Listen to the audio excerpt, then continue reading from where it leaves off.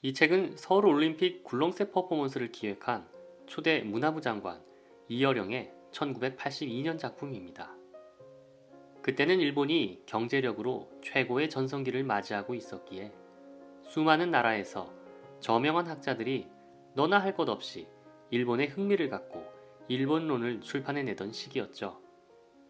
이미 그 당시에도 고전이 되어버린 국화와 칼을 거론하지 않더라도 롤랑 바르트를 비롯한 많은 지식인들이 일본의 경이로운 경제성장, 그리고 그 이면의 국민성, 관습과 문화에 대한 다각적인 관심을 갖는 것은 당연했습니다. 너도 나도 쏟아내는 일본인론 속에 아이를 업어 키운다든지 자연 친화적인 정원과 건물을 사랑한다는 점, 심지어 젓가락을 사용한다는 것이 일본만의 특수성으로 대변되고 바로 그런 점들을 일본 경제 성장의 원인으로 연결시키는 모습에 저자는 한국인으로서 실로 어처구니가 없었을 겁니다.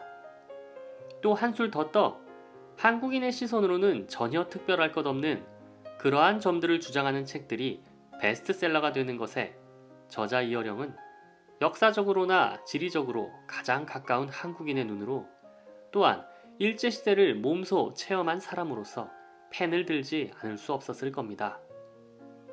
출간 40여 년이 지난 지금에 와서도 아주 유익하고 재미있으며 현재의 일본을 이해하는 데에 전혀 부족함이 없다고 생각합니다. 그때나 지금이나 한국과 일본의 관계는 한국의 경제력이 일본을 따라잡기 바로 직전이라는 것 말고는 거의 달라지지 않았고 일본 사회를 분석하고 이해해야 할 당위성은 여전히 충분하기 때문이죠. 축소지향의 일본인은 일본어로 일본에서 출판되었습니다. 그러니까 우리가 읽는 한국어판은 그 원작을 한국어로 번역한 것입니다. 여기에는 지하철에서 자신의 책을 읽고 있는 일본인을 본다면 평생의 소원 하나가 풀리는 것이라 여겼던 저자의 간절한 바람이 들어가 있는데 이 책이 결국 일본에서 베스트셀러가 될 수 있었던 것이 어디 그 바람만으로만 될 일이었겠습니까? 유년 시절을 일제시대 속에서 보낸 본인의 기억과 감정, 그리고 한국인으로서 일본에게 하고 싶은 말들을 논리적 정의남 속에서 명확하게 드러내고 있는 이 책은 일본의 축소지향 모습을 6가지 유형으로 나누며 시작합니다.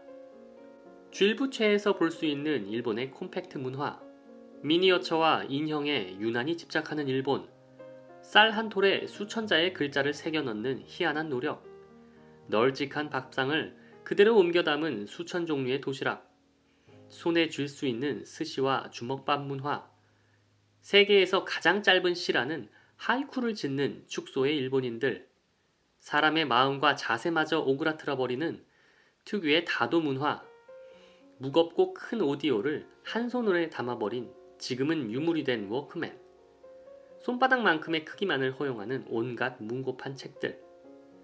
이런 축소의 문화가 안락한 호텔방마저 캡슐 속에 담아내고 있는 지금의 일본과 연결되는 것은 매우 자연스럽습니다. 물론 책은 단순히 눈에 보이는 이러한 축소의 모습만 설명하려는 것은 아닙니다.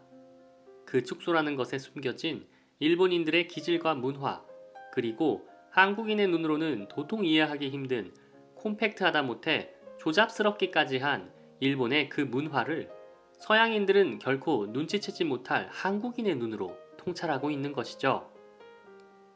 마지막으로 임진왜란이나 태평양 전쟁에서 일본이 패퇴한 것은 축소지향이라는 그들의 주제를 파악하지 못한 채 확대 지향으로 나아간 결과라며 일본에게 따끔한 역사적 충고 역시 있지 않습니다.